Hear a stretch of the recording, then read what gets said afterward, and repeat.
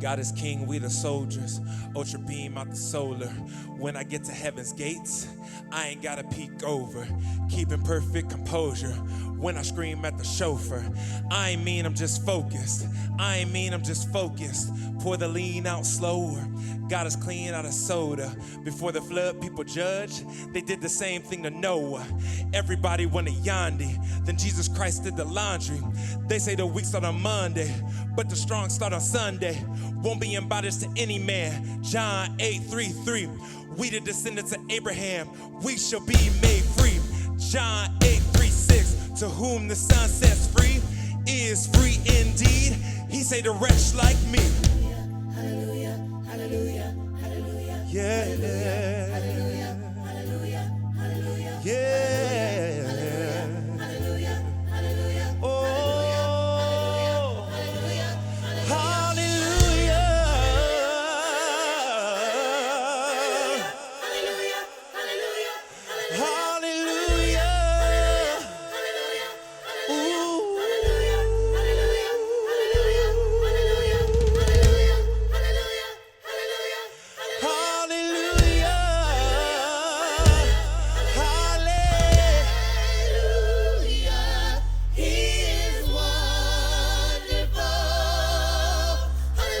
If you woke, then wake up. Judas kiss and make up. Even with the bitter cup. Forgave my brother and drank up. Did everything but gave up.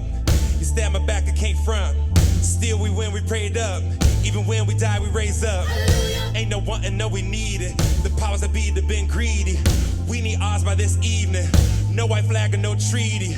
We got the product, we got the tools, we got the minds, we got the youth. We going wild, we on the loose. People is lying and we are the truth. Everything old shall now become new. The leaves will be green and bearing the fruit. Love God and our neighbor as written in Luke. The army of God and we are the truth. Hallelujah, hallelujah. Yeah.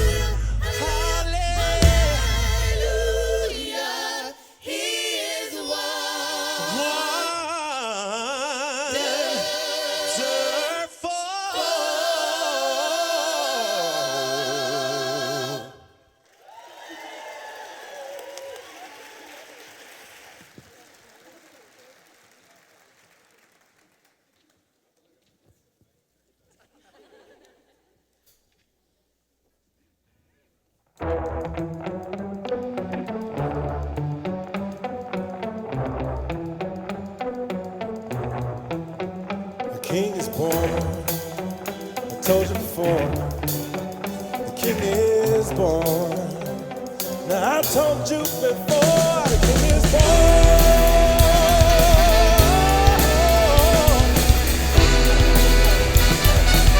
Oh yeah, the king is born.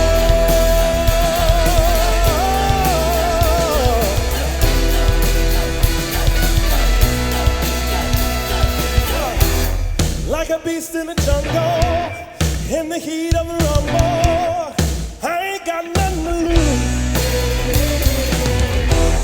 I've been fighting these hard times in the ghettos of my mind. Now it's victory that I choose. Yes, my soul is blessed, the king is born. My mind confess I'm a bad, bad man. Ain't no one like me. I'm a legend. Ain't no one like me. I'm a legend. Now I'm down for long and my time ain't gone, it's destined. Ain't no one like me.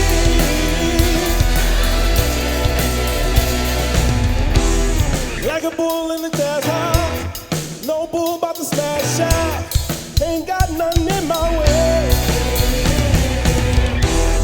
From the beast to the pavement, I'm coming to brave it. Better hear what I say, yeah. Yes, my soul is blessed, the king is born. My mind confess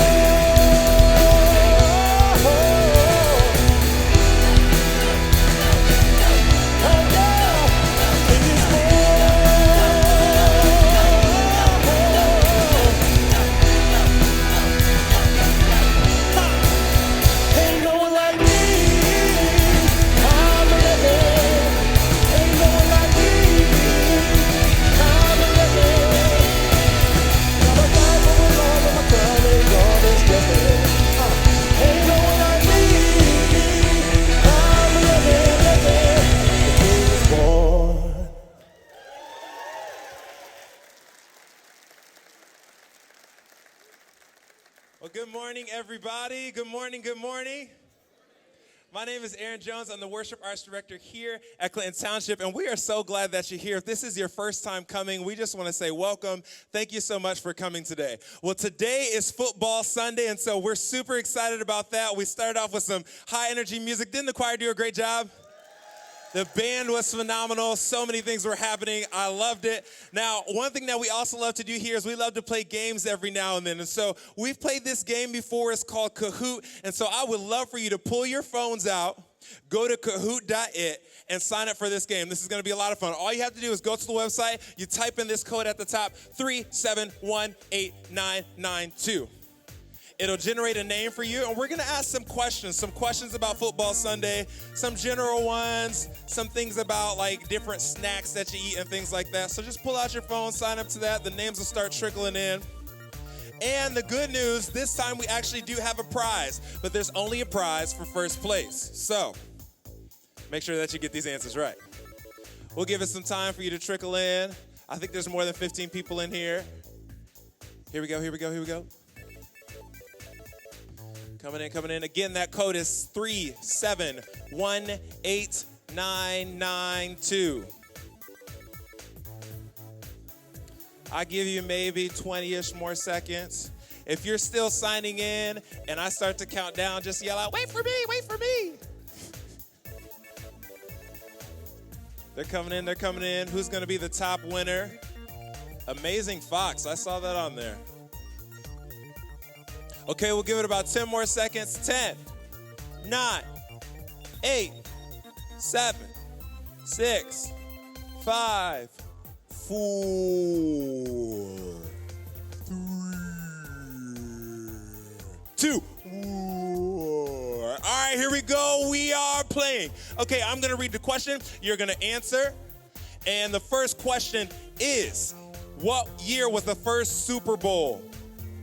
Was it 1966, 1967, 1968, or 1969? You got 4, 3, 2, 1. Put those answers in. It was 1967. 77 of you got it right. Great job. Awesome Bears in first place. We're moving to question number 2. What was the cost of a Super Bowl ticket in 1967? $6, $16, $36, or $50? Those answers are trickling in. You got 3 seconds. 2, 1. The answer is $6.99 of you. Great job. Awesome Bear still in the first place. Why don't we dethrone them? The average ticket price for today's game is $6,830, $7,625, $9,590, $10,475. All right, lots of numbers. 3, 2, 1. What's your answer? $7,625. If you got that kind of cash, come talk to me afterwards. I'd like to talk to you. All right, question number 4. On this day, how many pounds of guacamole will be consumed? 500,000 pounds, 2 million pounds, 8 million pounds, or 15 million pounds? What do you think? That's a lot of guacamole. Holy guacamole. 8 million pounds. That sounds like heaven to me. I would love to swim in some guacamole. What is the most popular snack food on the day of the big game? Buffalo chicken dip, chicken wings, pizza, or nachos? 3, 2, 1. It's chicken wings. Most of you guys got that right. I would like a chicken wing right now. Eager Shark takes the lead. Here we go. Question number 6. How many footballs will be used in today's game? Is it 36, 48, 72, 90? And I know what you're thinking. Only one football is on the field at a time. So how can it be any of those numbers? But put your answer in. Trick question. Really, it's not. 72 balls will be used for the game this evening. Question number 7. We're getting down to the final countdown. This will be the San Francisco 49ers. What appearance in the big game? 4th, 5th, 6th, or 7th? 5 seconds on the clock. Will we have a new first place person? The answer is 7th. 65 of you got it right. Wonder Bobcat takes the lead for the last question. Will you maintain it? What is the cost of a 30-second commercial to run during the big game? $3 million, $4.2 million, $5.6 million, $7.5 million. If you're looking to advertise your business, I do collect payments here, so you can come give them to me after service. It is $5.6 million. I appreciate it. The winner is, we're going to start with third place. Drum roll, Wonder Cat. You didn't make it to first, but second place is Brave Fox. And in first place with the prize is Eager Shark came back. Eager Shark, if you can meet me down here at the front, we have a gift for you to say thank you. The rest of you, let's take a look at this video.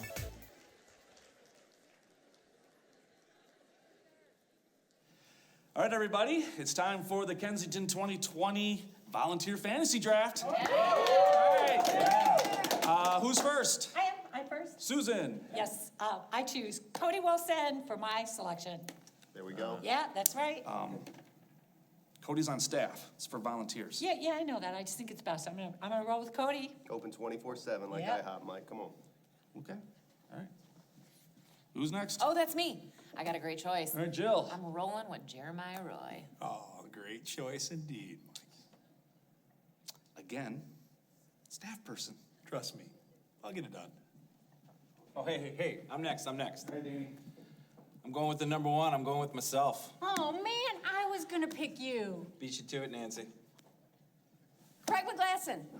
I'm going with Cody Wilson. No, I got him. Already on a team, man. Can't do two. Guess I'll go with Steve Andrews then. Oh, man, I totally forgot about Steve. So you guys just gonna do this by yourself? Yeah. Big Yeah. deal. Yeah. Okay.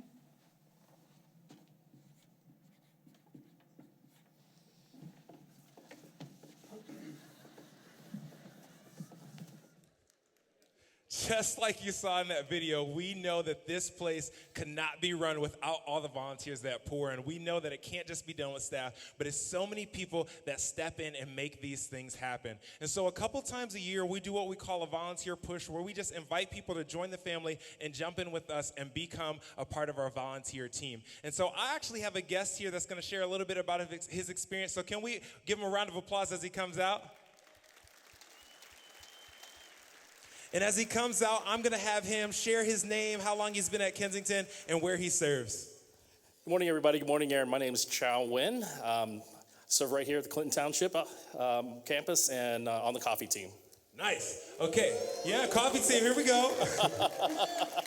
And so we believe at Kensington that when you jump in, life change can happen. And sometimes that can be like an intimidating phrase. And you try and understand, what does that really mean? What does it mean to experience life change? And so I would like to ask you, what's one takeaway that you've gotten from jumping in and volunteering on the team?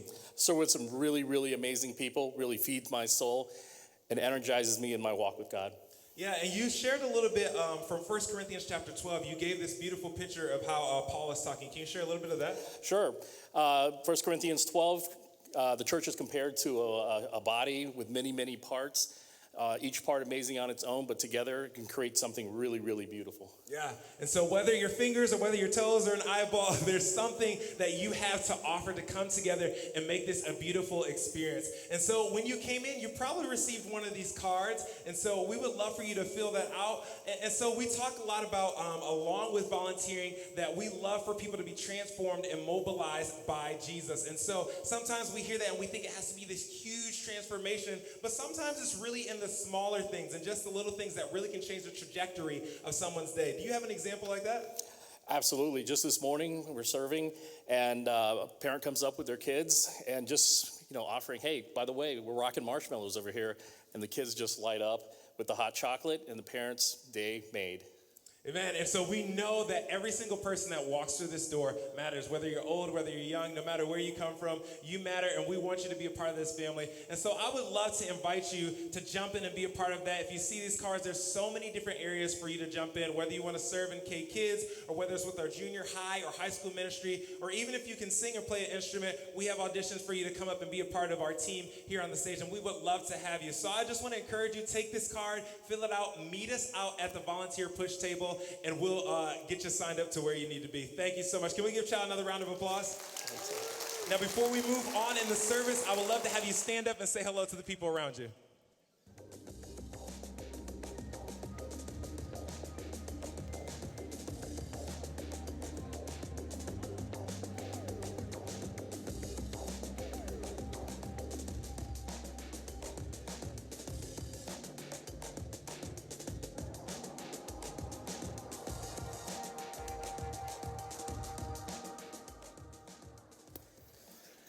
Good morning. Holy smokes. So when I joined the staff here, I was told that there's a couple of Sundays throughout the year that we make a massive deal about, and apparently Football Sunday was one of them. I had no idea we actually make a massive deal. So when you come walking into church and they're lobbing hot dogs at you, it's going to be a good day, or a weird day, or a little combination of both. I want to start off really quick introducing myself. My name is Craig. I'm one of the teaching pastors on staff here at Kensington, and I want to see how divided or unified our room is real quick. So I want to know who's cheering for who to win the game today. So if you're cheering for the Chiefs, let me hear it. 49ers? We are a very undivided group of people today. Where's a 49ers fan out there? 49ers fan? Right here, you, right there. Yep, flannel. If you miss this ball, they lose the game. You ready? Doesn't matter how bad I throw it. You're just lucky it's not a hot dog. Dive! We're so glad you guys are here this morning. We have a great rest of the morning in store. For real. All right, it's going to get brutal up here now. I got heavier stuff to throw. Don't mess with me. Bring me a box of hot dogs. I'll throw those out there. One of the first things that we're going to do this morning is we're going to take a minute and we're going to receive up our offering today. And here's what I just need you to know, especially if you're new and just joining us for the first time. This moment for us at Kensington is not about money. It's all about mission. We really do believe that Jesus doesn't just love us, he loves the world, and he hasn't just given himself to us, he's given himself to us with the mission to bring him to the rest of the world. So that's what these moments are about for us here. This moment enables us to do so much around our region and really around our globe. So if you're new and just checking us out, here's what I want you to feel the freedom to do is to join in if you want, but also feel totally comfortable to let these giving bags just pass you by. If Kensington is your home and you're a part of this mission, then you know how to treat the moment, so do it appropriately as it goes by. So here's what we're going to do now. I just want to get off the stage and set us up for the rest of the morning. If this is your first time with us on a football Sunday, then this is going to be awesome. You're going to love this. We have a video that we have taken and put together here. Well, we didn't put it together, but we have to show you this morning of football stars, both past and present, sharing their stories of faith, their love for their game. And here's what I love about this, and you're going to get this morning. These are men who have literally reached the pinnacle of not just their career, but really in many ways what life has to offer. In fame, success, acknowledgement, stuff, and it's good. And here's what all of them acknowledge at the end of the day. Jesus is better. It's good, but Jesus is better. So if your popcorn bag is empty, refill it, sit back, relax, and enjoy.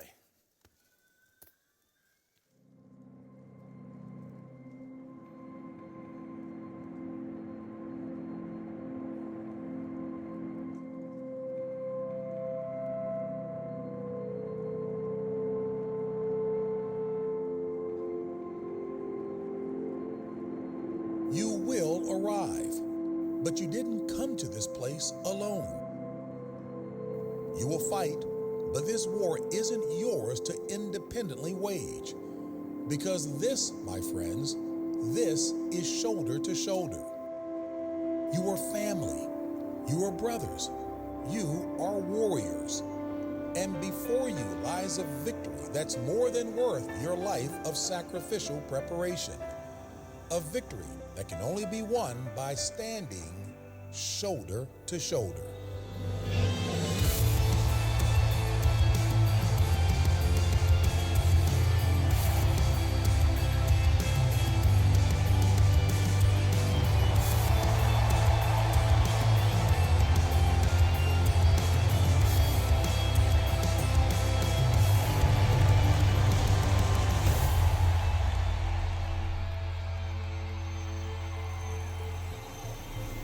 Hey friends, welcome to Football Sunday 2020. I'm Brock Eward, and in a few hours, the largest single game sporting event of the year will be played in Miami. I love this day because it's so great for the players, the fans, and everyone in your church community. Since my own NFL playing days ended in 2004, I've been covering college and NFL games as an analyst ever since. And one thing I've always paid attention to over the years are the rule changes at the pro level, many of which keep players from getting hurt. And this year, the league implemented a number of player safety rules, including one eliminating a shoulder-to-shoulder two-man double-team block. In layman's terms, no longer can two teammates on a kickoff stand shoulder-to-shoulder holding hands and double-team another player. And if a player or two does that in today's game, well, their team will be penalized. But those very same players will be rewarded today if they stand shoulder to shoulder. One's a penalty, the others are reward. And make no mistake, these guys must stand shoulder to shoulder because that's their only path to victory. And we all get to see it unfold. So wherever you watch the game and whoever you're with, I hope you have a great and memorable experience. Welcome to Football Sunday 2020.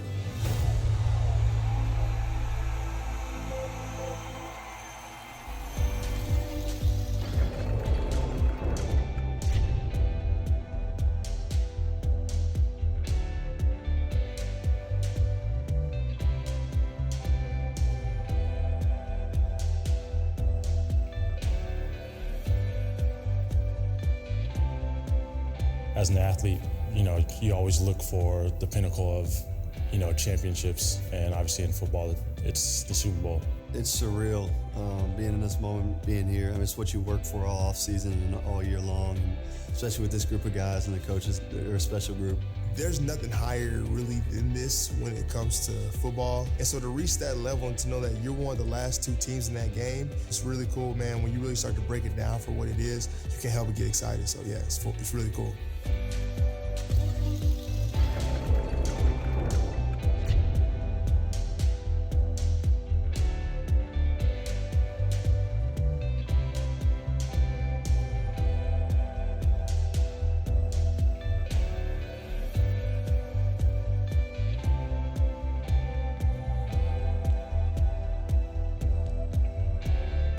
I mean, it's a blessing. I mean, there's no other example that I can say that makes me happier than I get to go to the Super Bowl. Grew up my whole life a football fan, watching the Super Bowl. You always watch it on TV, you're like, man, that'd be really cool to be there someday. For professional athletes, that's always the goal.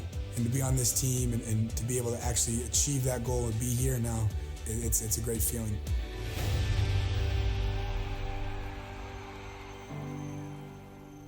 Our first story highlights Prince Amukamara, a cornerback for the Chicago Bears. After playing at Nebraska, Prince was drafted 19th overall in 2011 by the New York Giants. Prince is a great guy whose life came together when he began to understand the reality of God's grace. This is his story.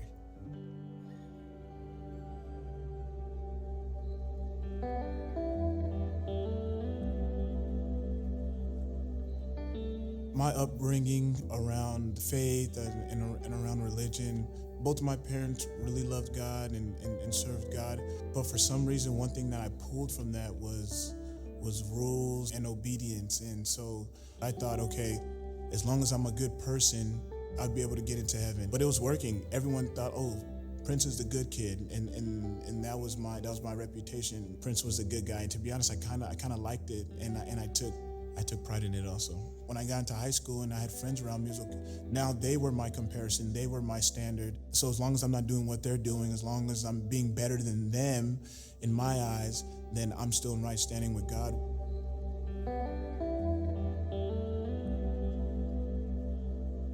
At this camp, 500 kids. It's co-ed, boys and girls, about 12 different sports. There's college coaches there, so I'm thinking, okay, I'm here to showcase my talent and hopefully get on the radar to get a football scholarship. Each kid had their own group.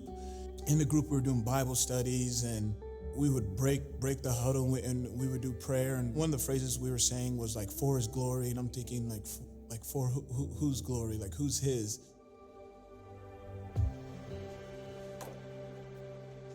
I still was kind of on the fence, but they played a clip with Christ with carrying the cross and people whipping him and spitting at him and wearing the crown of thorns and blood is on his face. And I'm thinking like, wow, like he did this for me.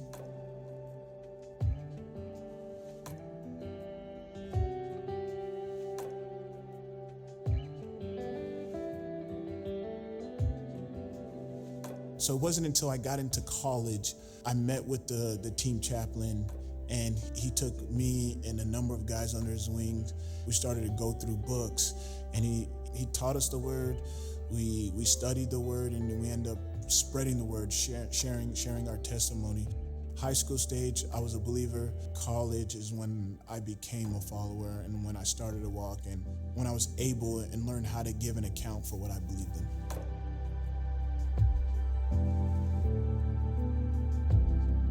There's nothing you can do to get God to love you more than he does right now, or to get God to love you less. He wants a relationship with you. When Jesus was at the cross, he knew that he was buying broken, prideful, selfish, sinful beings like us, and that should give us hope. The fact that a perfect God would want something so broken should tell us how purposeful we are and how valuable we are.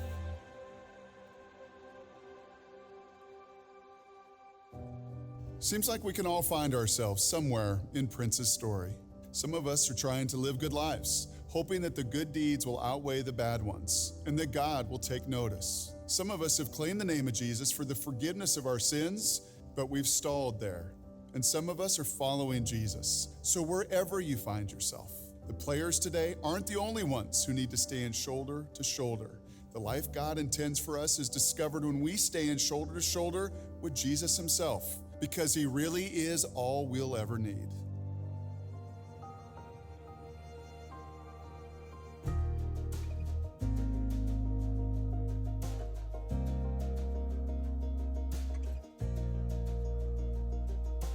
I play football, and this is a very performance-based relationship that I'm in with this team. And the gospel says that we get to walk into a non-performance-based relationship. And here's Jesus saying, look, I came down, I did all the work for you.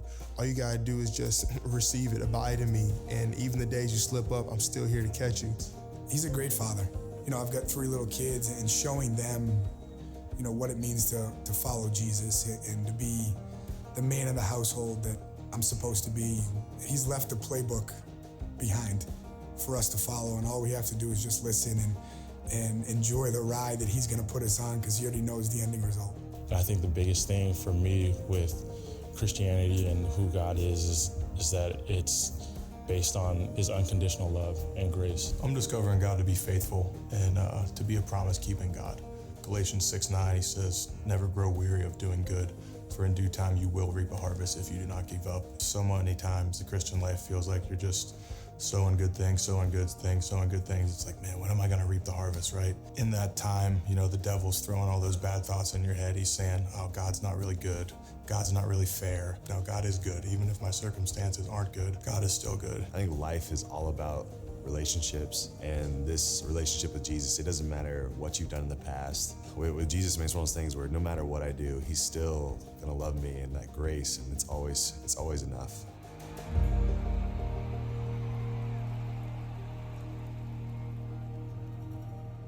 Nate Solder is a Pro Bowl tackle who was drafted 17th overall in the 2011 draft. He's earned 2 Super Bowl rings with the New England Patriots, and he's made a living at protecting quarterbacks like Tom Brady, Eli Manning, and others. Nate is married to Lexi, and they have 2 wonderful children.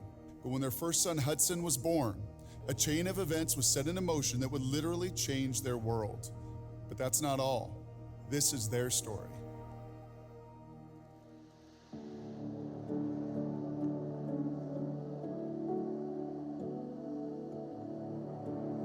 When we found out I was pregnant, he was at work, I think, and he wasn't home. I took a pregnancy test in the morning, and it was positive. I put it in a jewelry box that I just have laying around the house, and wrapped it up in something. And I was like, I don't want to open this. I'm not into gifts. I don't want to. And she's like, no, you want to open this one.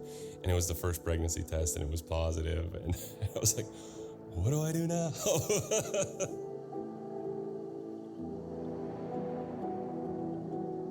I do remember having one freak out moment. because we have a cat, and I was like, because I'm reading all these things about how cats can give diseases to pregnant women, all this stuff, so I'm like so nervous. So I'm in there vacuuming at 3 a.m, vacuuming the kitty litter over the floor, and like just going nuts. And I was like, I read my Bible, I tried calling people, but it's 3 a.m, so I was like, I have no one to talk to. So she's like, Nate, why are you up at 3 a.m. vacuuming? I was like, I don't know, I'm so nervous.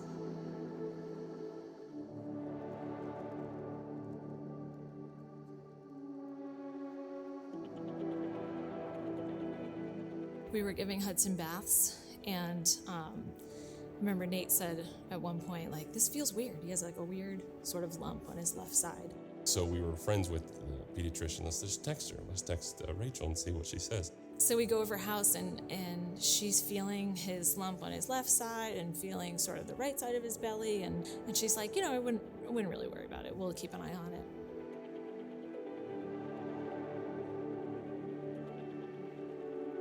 She said, I want him to have an ultrasound today. So I was like, okay. I remember like getting in the shower and getting ready to go, and I was just like started crying in the shower because you just know. I mean, a mother's intuition, you just know it's not good.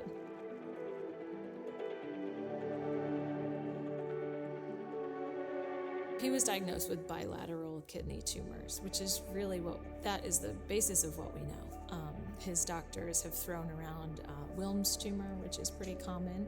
We were in the hospital for 4 or 5 days. It was just an onslaught of different medications, different types of options for how we could treat it. There was probably 10 different doctors who would talk to us about it. His kidneys were the size of pears at a 3-month-old, when they're supposed to be the size of peanuts. So he was on chemotherapy for a full year. His kidneys shrunk tremendously. They looked like normal kidneys, but they always still had some spots in them. We were off for a year, and one of the spots started to grow again. So they thought the best course of action was to start chemotherapy again. They shrunk, and if they didn't shrink, they would not grow anymore. After a year of that, he still has tumors in his kidneys, but they're small and they haven't grown very much. So that's kind of where we're at now. Who knows what we're gonna do with that, and surgery might be down the line, or more treatment, or who knows. So yeah, we take it one day at a time.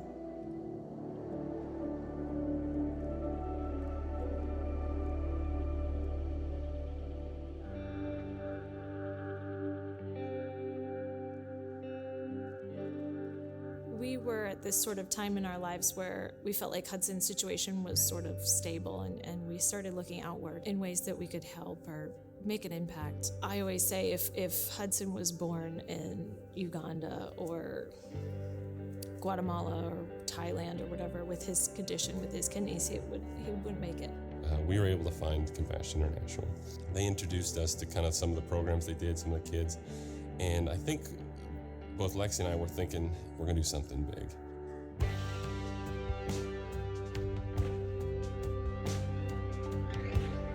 They get a good meal, they get evaluated, they get health records, and then they get Bible lessons. So they learn scripture and kind of, they act it out in the way that they treat each other.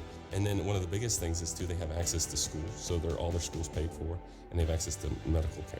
So they can go to any hospital and they get all the medical care covered too.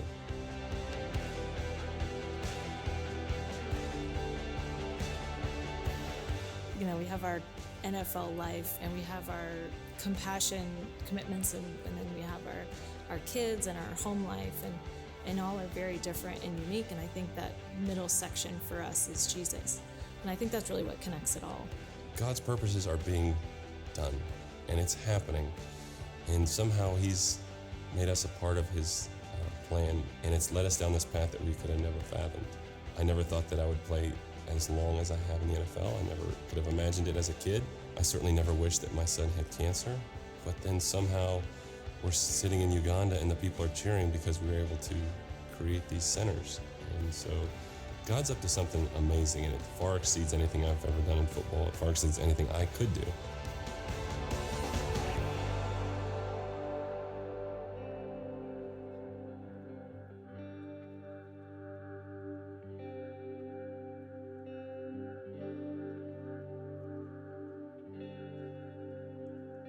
The Solder family is in the middle of it again. The fear, the uncertainty, the prayers of desperation, and the sleepless nights of wondering. They're in a vulnerable place right now, and they need our prayers. But I also know the soldiers well enough to know they won't give up.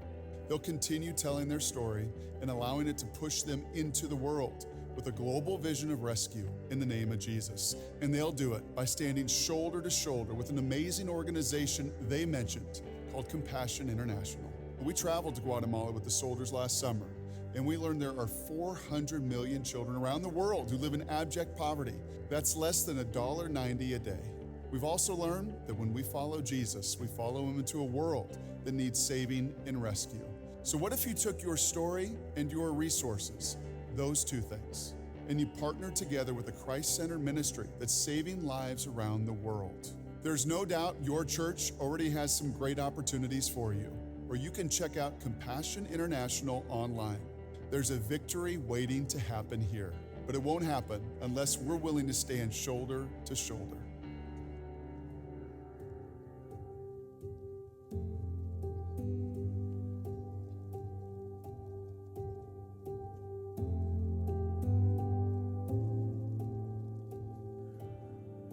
You know, with my brother having passed away and going to heaven, I think it's really, put me and not only me, but my family to a whole nother level of faith and believing. Dove into the Bible more than I ever have just throughout this process, because it's really the only place that I can find some peace, and really just knowing and reading about heaven, and because I know that's where my brother is, and just knowing without a doubt in my mind that I will see him someday, and that really is the only thing that really kind of brings me some peace. I'm not going to the Father because every single time it's like, man, I need this, I want this. Like, I spend more time thanking and prayer now because I'm just like, man, like, I actually just get to be with you. And I know it doesn't even end on this side of eternity. I know that this gets to be forever. The first 8 years of my career was a starter pretty much the whole time. And then last season I got benched. This year I got fired, rehired, fired again, and spent the first 5 weeks of this season on my couch watching football, unemployed. Got a phone call from my agents who, the Chiefs contact my agents, and he said, hey, the Chiefs want you, let's go. Week 16, got a shot to start, played well week 17, and I'm still playing, started and played both playoff games. I'm gonna start in the Super Bowl. It's really God's showing off. It's actually amazing.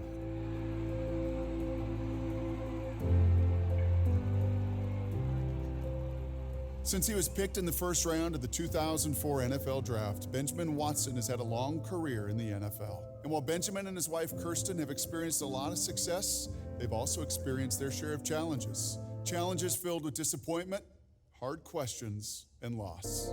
This is their story.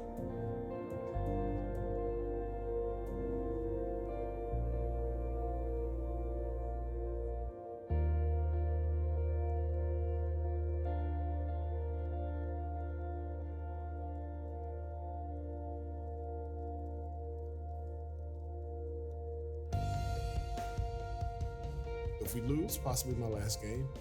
If we win, which hopefully we do, there'll be another game after that, which will be in Atlanta for the Super Bowl. And on that Monday or Tuesday, I started getting pain in my stomach. The next day, I ended up going to the hospital, got a couple CAT scans, and gave me some medicine and sent me home. Another doctor looked at my CAT scan and said, I think Benjamin has acute appendicitis. You need to get him to the hospital right now. A dear friend named David came over to the hospital, prayed for me.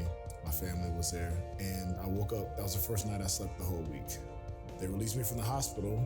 I go back to the facility, and they tell me that, well, you weren't here the first 2 days of practice, Wednesday and Thursday, so the plan is for you not to play. Crushed. Because in my head, I had this awesome story of I had appendicitis, God healed me. I came back in the NFC Championship, caught the winning touchdown. It's gonna be a Christian sensation. That's how my mom was rolling.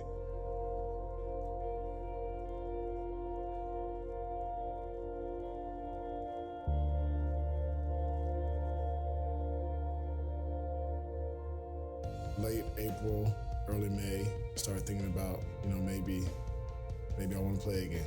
New England reached out after we made them word I wanted to play, and it seemed substantial. Like it might really be an opportunity to play. So when Benjamin decided to continue to play, then everything kind of shifts. Moved the family across the country again. And so the kids are there, the guys are moving the boxes out. It's the memory of walking through the house when there's nothing in there with all the kids.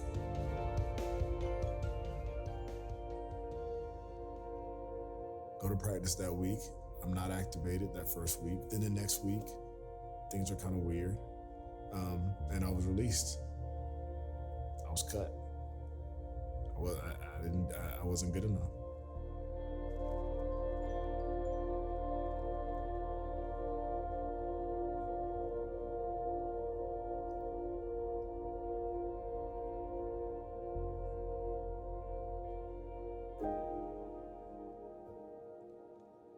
We had 5 kids.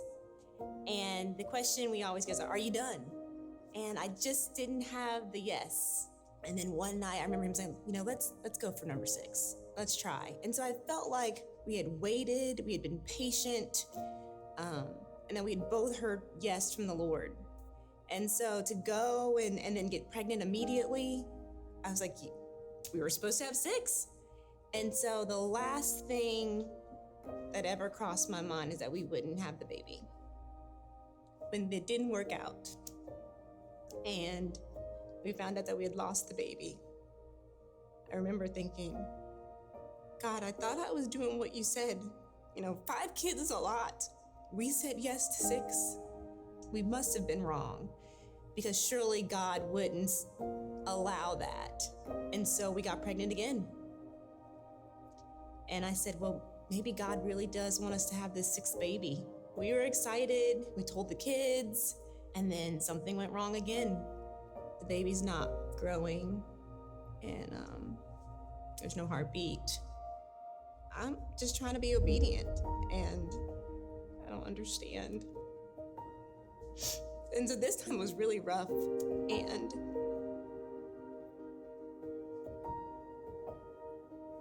we try again in July, and then I get pregnant.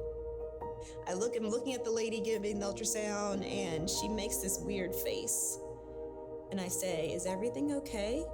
She's like, yeah, I see something. And so I say, well, is it a baby? Do you see a baby? And she goes, I see 2 babies.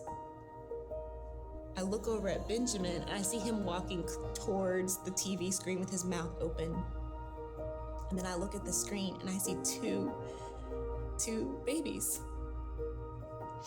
And I say, you didn't tell me you had twins in your family.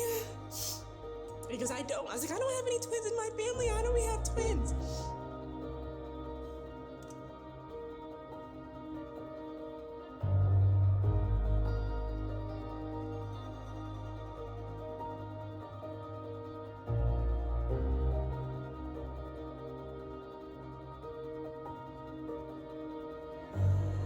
All things together for the good for those who love him and are called according to his purpose.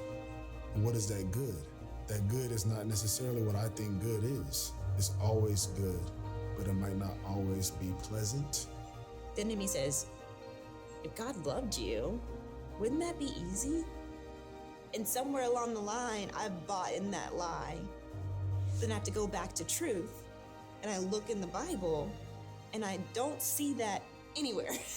His promises are that you are an overcomer, that I love you, that I'll never leave you or forsake you. His promises are that I will always provide for your needs according to riches and glory. The promises are that I loved you so much that I sent my own son to die for you.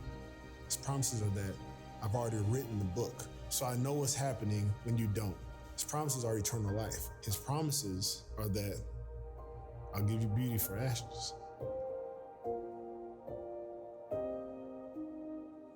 Many of you are in a season right now that doesn't feel pleasant at all. Your job, your close relationships, your health, or your finances are causing pain and disappointment. Some of you feel like you've done everything you're supposed to do, but the happy ending you're hoping for feels a million miles away. So what does standing shoulder to shoulder look like for you? Maybe God's invitation for you today is simply telling one person how hard this really is. Or maybe God's inviting you to stand shoulder to shoulder with believers throughout the ages, followers of Jesus who have stubbornly and faithfully chosen to believe in God's good promises, even while they live in their own uncertainty. Whatever the case, God is always offering us something far greater than the answers we seek. He's offering us His presence, a presence that's most often seen through others who have walked or who are currently walking the same journey.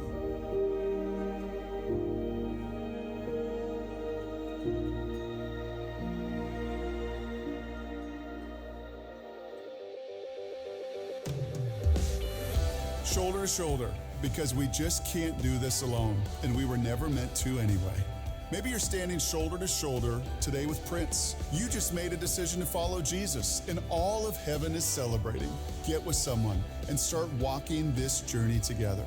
Maybe you're standing shoulder to shoulder with Nate and Lexi. You feel the need to take part in a rescue mission for the sake of children in developing countries. There is so much joy in getting involved. Or maybe you're standing shoulder to shoulder with the Watsons. If you're in a season of challenge and disappointment, lean into the promises of God and know that you are not alone. So on behalf of Prince, Nate and Lexi, Benjamin and Kirsten, and all the people who make Football Sunday possible every year, it's been an enormous blessing and my great pleasure to be with you today. Have a great day and enjoy the game.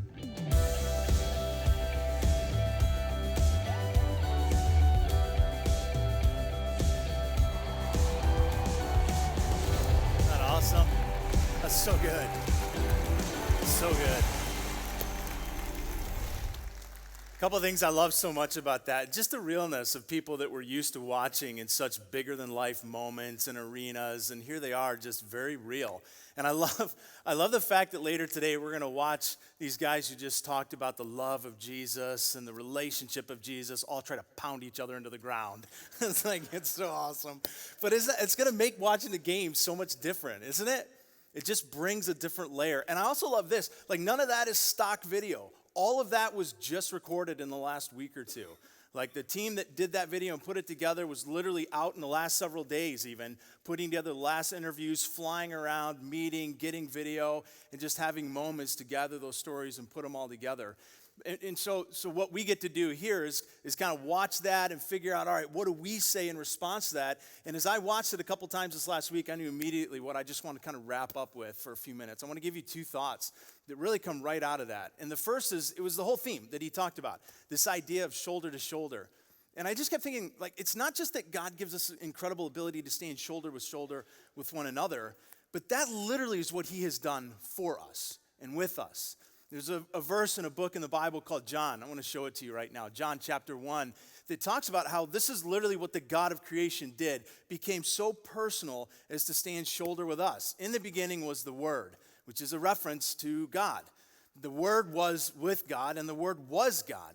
He was with God in the beginning, and through him all things were made. Without him nothing was made that has been made. Now watch this, verse 14. The Word became flesh and made his dwelling among us. And we have seen his glory, the glory of the one and only Son who came from the Father, full of grace and full of truth. All of that is a reference to this thing that we call in the church the incarnation, which literally just means that God put on human skin. And somehow, in this supernatural way, the fullness of God lived inside the fullness of this man named Jesus. And you got to wonder, how would we do life with God? How would any of those stories of knowing God's strength, knowing God's love, knowing God's comfort, how would they happen without God having become that personal for us and to us? So I don't have a lot of brushes with fame throughout the course of my life. I know depending on who you talk to here at Kensington, there's a lot of people that do. And here, my brush with fame is Michigan Out of Doors. Anybody know the show or the magazine? So years ago, my brother-in-law calls me up. You're already laughing at me. You're like, if that's your brush of fame, that's lame. It totally is. Listen, so years ago, my brother-in-law calls me up, and he was great friends with one of the photographers, and they were doing a photo shoot up at Boyne Mountain. And so he calls me, he's like, hey, I can get you into this photo shoot. They're trying to do a whole promotion for Boyne Mountain. They'll put you guys up for the whole weekend, pay for your boarding, pay for your lodging, food, wine you, dine you. All you got to do is get there. I was like, I'm in, dude. I'm totally in. So we go, and all of us knuckleheads, we're like, we love to go out snowboarding and skiing. We're not great, so we're thinking, what are they going to photo? Well, they thought the same thing as soon as they saw us. So they're out like photoing everybody else. My claim to fame is that there is one small picture about this big at like page 19, and we're all the way in the background, so small and blurry that I think the outline is me and my friends. I think. I'm not sure, but that's my claim to fame. So fast forward like a year after that, I end up meeting this guy that lives across the street, moved in with his family. His name's Ryan. We're talking all the time, getting to know him. Really cool guy, cool family. So one day he says, hey, we got to all get together. Like come on over for dinner and like just hang out. So we did. First time I go into his house, I'm walking around and there's pictures everywhere of this snowboarder that I didn't recognize. He's got these long dreads. He's in like all these magazines on his wall. It's magazine covers framed. Like just everywhere. I'm like, who is that guy? There's some of them like X Games and everything that he's like snowboarding in. And I'm like, dang, this guy like really likes this guy. Okay, that's kind of weird. And so then I noticed that there's one spot where there's even videotapes promoting the same guy, like featuring him riding all over the world, British Columbia and other places. And I'm like, wow.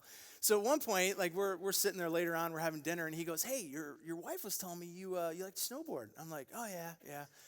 And he's like, she was telling me you even got to like be in Michigan out of doors. I was like, well, I mean, I don't like to brag, but you know. And so, dude, I'm like totally talking myself up. Like it was this big deal. Yeah, and they had us come out, and yeah, we're on like page 19. You can look us up. And he's like, oh, that's really cool. That's really cool, man. And like he's totally celebrating me. Like that's so awesome. That's so awesome. And I go, do you snowboard? He's like, well, I mean, yeah, when I can. And then I go, well, I noticed that there's this picture of this guy all around your house. Like, who is that? I didn't recognize him. And he goes, what did he say? Yeah, totally. He's like, oh, that's me. You know, he didn't have the dreadlocks anymore. He's a little bit older. Totally didn't recognize him. And I'm sitting here having just bragged about Michigan out of doors. And I'm like, I'm a moron. I'm going home now. But here's what was so cool. Like, he could have just rubbed my face in that and been like, you're such an idiot. You don't know what you're talking about. And he didn't. He was like, he wanted to know more. He's like, tell me more about the Michigan out of doors. I'm like, you're playing with me. Like, I'm not telling you nothing. But he was so gracious. He was so personable. He was so stinking humble. And so then he's like, dude, we got to go ride together at some point. And so I started riding with him, and he's since moved back out to Colorado. But I learned so much. I mean, like every time I rode with this guy, I improved and got better just being with him. And there's this verse in the Bible in a book called Matthew where Jesus himself makes this invitation to us, and he says, if you will just come to me, I will teach you how to do this. And you couldn't learn how to do life with God the same way if God didn't become one of us and stand shoulder to shoulder.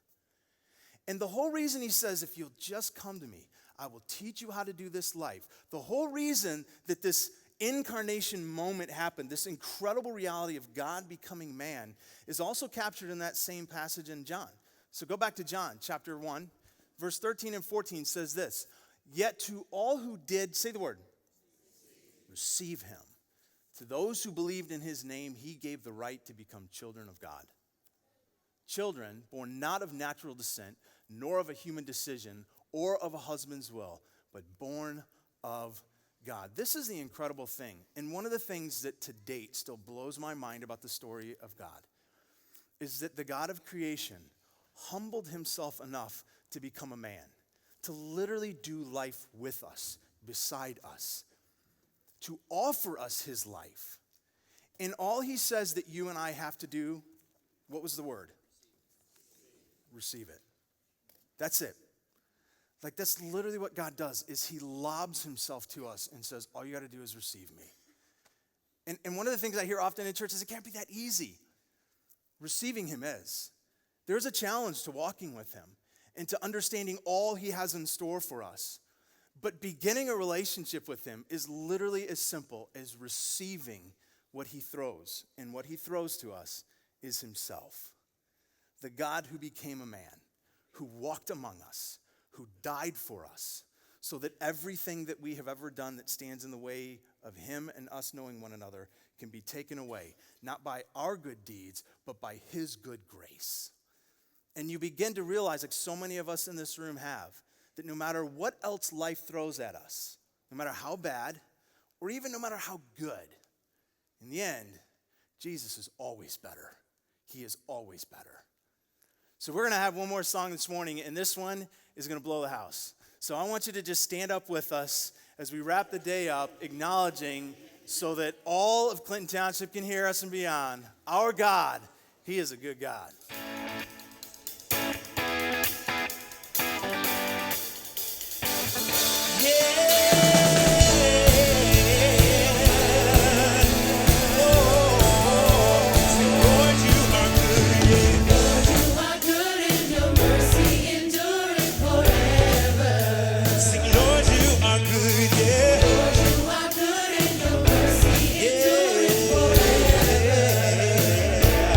Lord, you are good.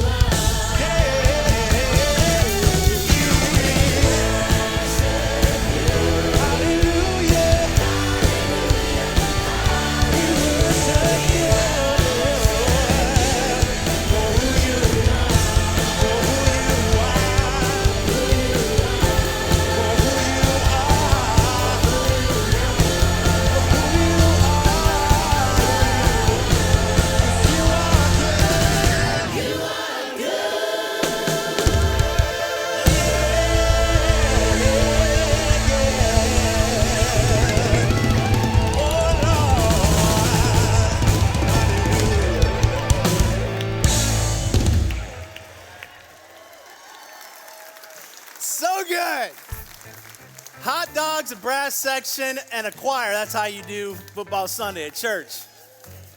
Was this a good morning? And it's only going to get better because now we get to go watch the 49ers stomp the Chiefs. Woo! We're so glad you guys are with us today. Know this, next week we're launching a new series called Mosaic. It's all about family. The family that God dreams of and God can lead us into. You don't want to miss it. It's going to be an awesome couple of weeks. Also, just one more reminder, if you filled one of these cards out this morning, a volunteer card to get involved, this might be the thing that God is throwing you, saying receive this. Maybe that's the step that you need to take today. So don't forget to turn those in the baskets on your way out.